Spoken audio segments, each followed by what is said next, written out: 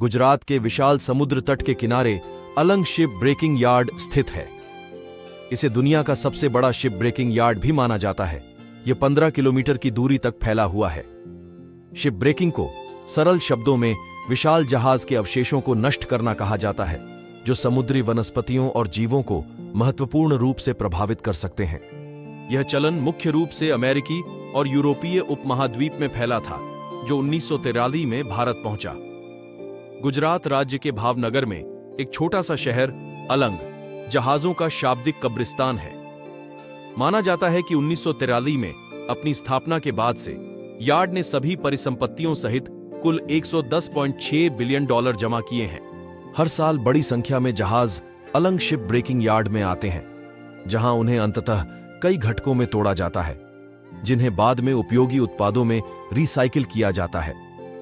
अलंग जैसे निर्जन स्थान को चुनने के पीछे कई रणनीतिक कारण हैं। अलंग का समुद्र तट जहाज तोड़ने की गतिविधियों के लिए आदर्श है।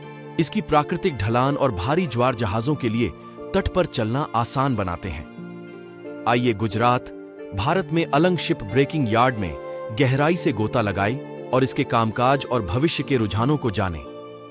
एक जहाज का औसत जीवन काल 25-30 साल होता है, जिसके बाद यह पर्यावरण के लिए खतरा बन जाता है।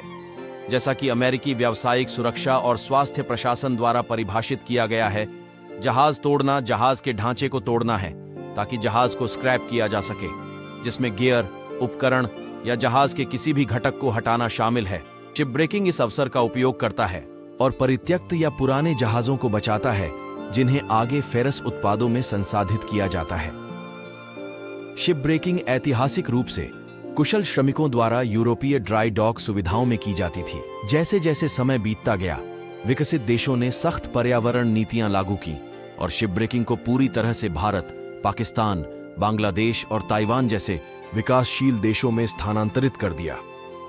भारत में जहाज तोड़ने का काम मुंबई के पास दारूखाना यार्ड तक ही सीमित था।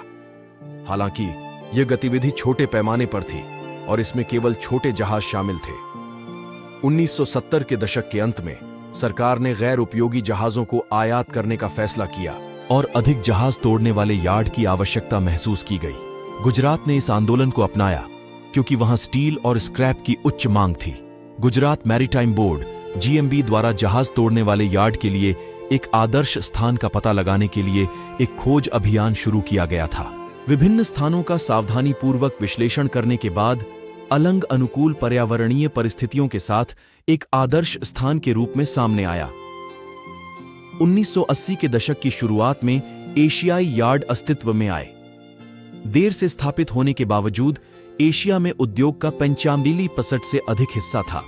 अलंग शिप ब्रेकिंग यार्ड उद्योग पर हावी है और एशिया के साथ साथ पूरी दुनिया में पहला स्थान रखता है। भारत के बाद बांग्लादेश है, जो दूसरे स्थान पर है। 1974 से 2002 की अवधि के बीच कुल 30,814 जहाजों को तोड़ा गया, जिनमें से 68% अकेले भारत में ही तोड़े गए। ये डेटा निम्न तालिका में दर्शाया गया है। ऐसी ही और जानकारियों और रोचक तथ्यों के लिए हमारे चैनल को अभी सब्सक्राइब करें। धन्यवाद।